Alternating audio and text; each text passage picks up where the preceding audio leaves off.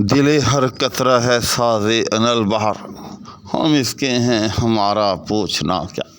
السلام علیکم ناظرین، چنانچہ اسی غزل کے تسلسل کو برقرار رکھتے ہوئے آج اس غزل کے ایک انتہائی مشہور شعر کی تشریح کے ساتھ آپ کی خدمت میں حاضر ہوں۔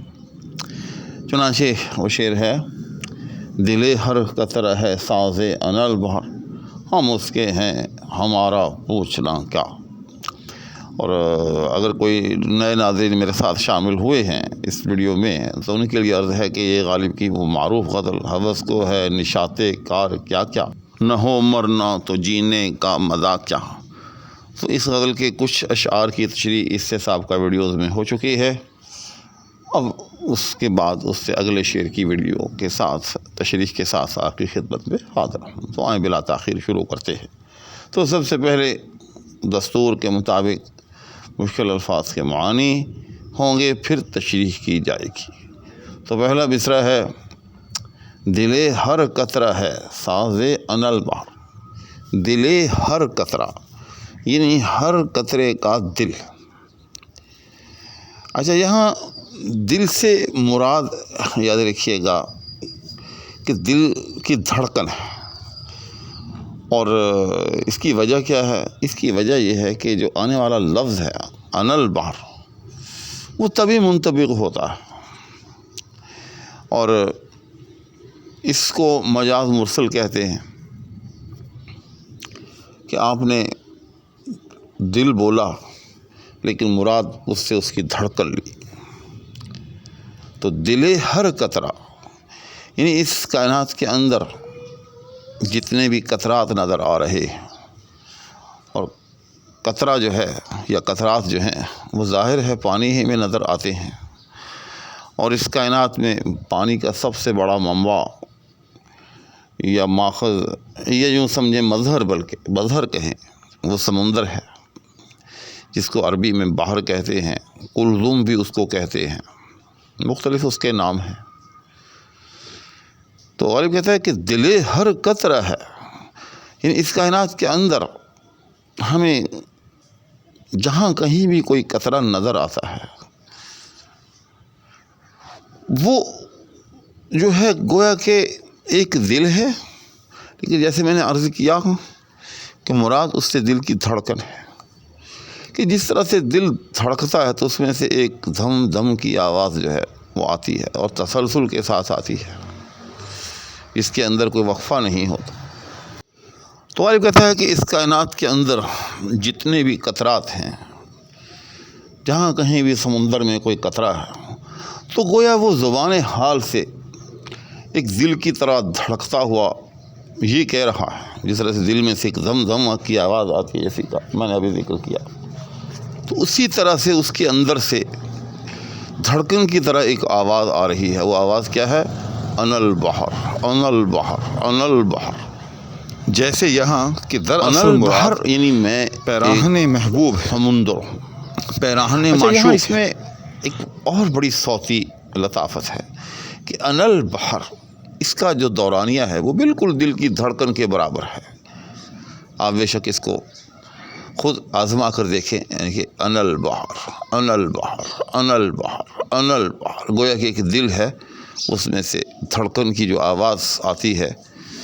وہ کہہ رہی ہے کہ انل بہر، انل بہر، میں ایک سمندر ہوں، میں ایک سمندر ہوں، میں ایک سمندر ہوں۔ الغرض یہ کہ اس کائنات کے اندر ہمیں جو بھی قطرہ نظر آتا ہے وہ در حقیقت ایک سمندر ہے۔ اچھا، اب آپ کو اس لائن کا معنی تو سمجھ میں آ گیا ہوگا، لیکن اس کے پیچھے ہے کیا؟ اس شعر کے پیچھے کیا ہے؟ تو اس شعر کے پیچھے وہ صوفیاء کا مشہور فلسفہ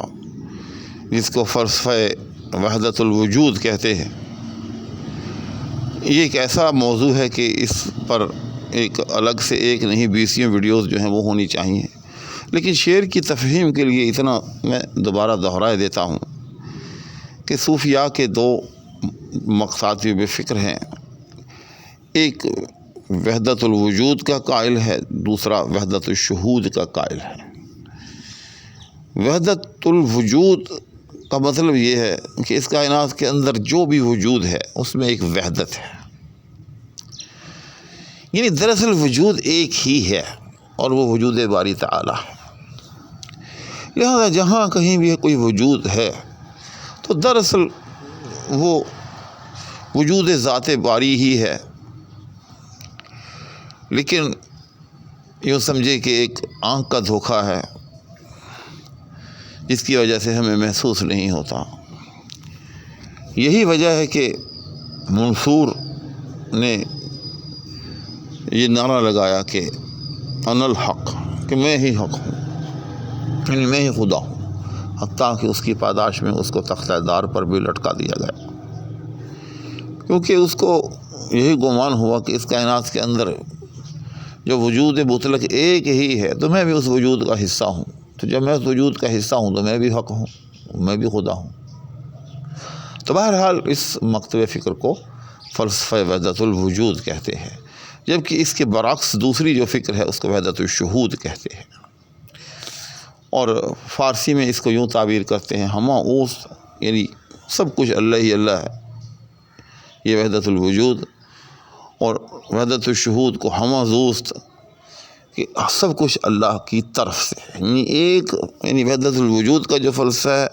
وہ ہے کہ سب کچھ اللہ ہی اللہ ہے، اور وحدت الشہود کہ سب اللہ کی طرف سے ہے۔ تو جو علماء تحقیق ہیں ان کے ہاں یہ جو دوسرا مکتب فکر ہے، یعنی وحدت الشہود کا یا ہما زوست کا، یہ زیادہ اسبب ہے۔ تو اب شعر کی تشریح کی طرف آتے ہیں کہ غالب نے یہ شعر دراصل جو قائلین وحدت الوجود ہیں ان کی نمائندگی کرتے ہوئے کہا۔ تو اب شعر کے معنی جو ہے ہم بڑی آسانی کے ساتھ سمجھ سکتے ہیں کہ دل ہر قطرہ ہے، دل ہر قطرہ ہے ساز انل پا، کہ اس کائنات کے اندر جو بھی قطرہ نظر آ رہا ہے وہ دراصل انل بہر کا ایک ساز ہے۔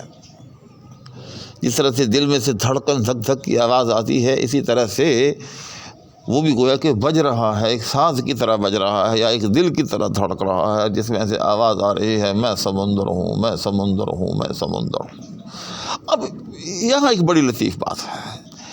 کہ آپ قطرے کو سمندر سے الگ نہیں کر سکتے۔ یہی وہ بنیاد ہے وحدت الوجود کی کہ سمندر اور قطرہ اس کو آپ کیسے جدا کر سکتے ہیں، کیونکہ سمندر جو ہے وہ بھی تو انہیں قطرات پر ہی مشتمل ہے، اور سمندر کے اندر جب قطرہ موجود ہے تو قطرہ اب ہم کیسے کہہ سکتے ہیں کہ یہ قطرہ ہے اور یہ سمندر ہے، کیونکہ وہی قطرے ہیں جو پانی کو تشکیل دیتے ہیں اور وہی پانی جو ہے وہ سمندر کو تشکیل دیتا ہے۔ گویا کہ ہم یوں کہہ سکتے ہیں کہ ایک ہے عینیت اور ایک ہے غیریت، کہ ان دونوں میں کوئی مغایرت نہیں ہے، یہ دونوں ایک ہی چیز ہے۔ ہاں اگر پردہ ہے تو وہ تعین کا ہے، عینیت کا پردہ ہے، تعین کا پردہ ہے کہ آپ نے کیا کیا کہ اس سمندر میں سے ایک مخصوص مقدار کو جو ہے وہ قطرہ قرار دے دیا، ورنہ ان کے درمیان کوئی مغایرت یا غیریت نہیں ہے، گویا کہ یہ ایک ہی وجود ہے، اور اسی کو قطرہ کہا گیا ہے اور اسی کو سمندر کہا گیا ہے۔ یا کیا دھرا ہے قطرہ موجو ہو باب میں، غالب کا ہی یہ مصرع ہے۔ غالب کے بہت سے اشعار ہیں، اس موضوع پر انشاءاللہ میں الگ سے ویڈیو کو بھی آپ کو دوں گا۔ اس فلسفہ وحدت الوجود کے حوالے سے غالب کے متعدد اشعار ہیں اور بڑی خاصے کی چیز ہے۔ اب آتے ہیں دوسرے مصرع کی طرف۔ تو غالب کہتا ہے کہ ہم اس کے ہیں ہمارا پوچھنا کیا، کہ جس طرح سے قطرہ سمندر کا ایک حصہ ہوتا ہے، لہذا اسے حق حاصل ہے کہ وہ کہے کہ میں انل بحر، کہ میں ہی سمندر ہوں، دراصل میں ہی سمندر ہوں، مجھے کسی نے اس سے الگ کر کے ایک تعین کر دیا ہے، متعین کر دیا ہے کہ میں قطرہ ہوں، ورنہ حقیقت میں میں وہی سمندر ہوں، مجھ میں اور سمندر میں کوئی مغایرت نہیں ہے۔ تو بس اسی طرح سے ہم اس کے ہیں ہمارا پوچھنا کیا، ہمارے اندر اور وجود باری تعالیٰ کے اندر بھی جو ہے اس طرح کی کوئی جو ہے وہ مغایرت نہیں ہے، کیونکہ وجود جو ہے اس کائنات کے اندر وہ ایک ہی ہے، باقی جتنے وجود ہیں وہ تو ایک آنکھ کا دھوکہ ہے اور اس کے حکم سے جو ہے وہ موجود ہیں۔ لہٰذا انا الحق اگر منصور نے کہا ہے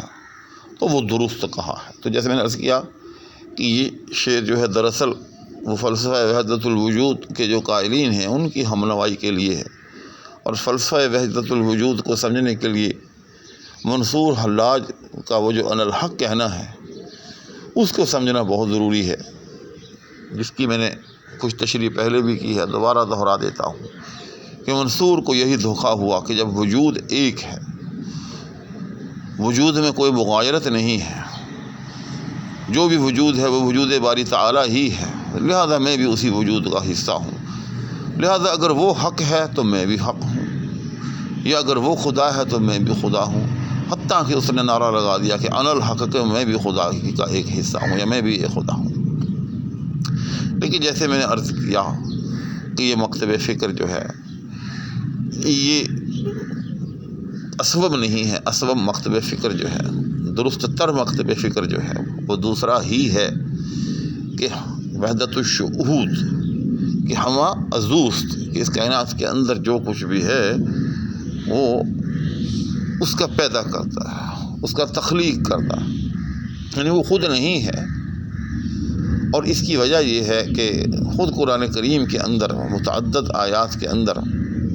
اللہ نے اس بات کی نفی کی ہے، اور سورہ اخلاص جو ہم ہر روز نماز میں پڑھتے ہیں اس کی آخری آیت یہی ہے وَلَمْ يَكُن لَّهُ كُفُوًا أَحَدٌ، کہ اس کا کوئی کفو نہیں ہے۔ پھر فرمایا کہ لَيْسَ كَمِثْلِهِ شَيْءٌ،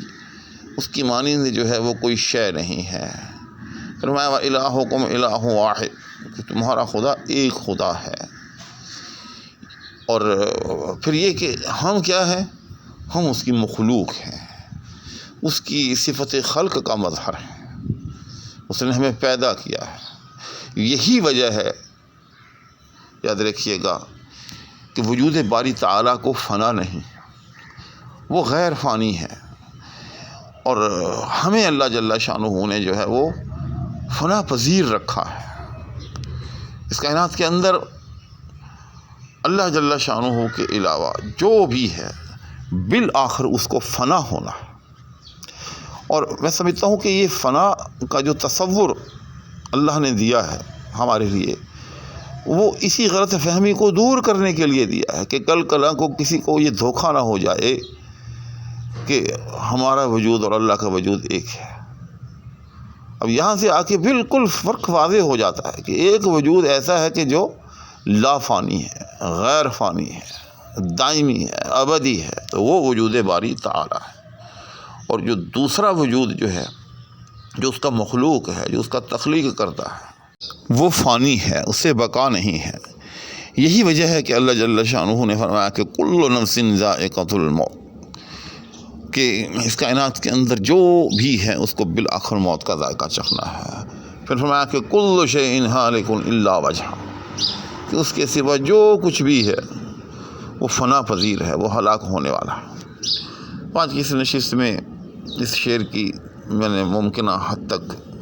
توضیح کرنے کی کوشش کی ہے، اب یہ کہاں تک کامیاب ہوا ہوں یہ آپ بتا سکتے ہیں۔ اس التماس کے ہمراہ میری ویڈیوز کو پلیز لائک بھی کر دیا کریں، آگے شیئر ضرور کیا کریں، لائک بھی ضرور کیا کریں۔ لائک میں کوئی زیادہ وقت نہیں لگتا، صرف وہ جو ایک بٹن ہوتا ہے اس کو پریس کرنے سے لائک ہو جاتا ہے، لیکن اس سے یہ ہوتا ہے کہ ویڈیو کی ریچ جو ہے وہ بڑھ جاتی ہے۔ دعاؤں کی درخواست کے ہمراہ اجازت چاہوں گا۔ اللہ حافظ۔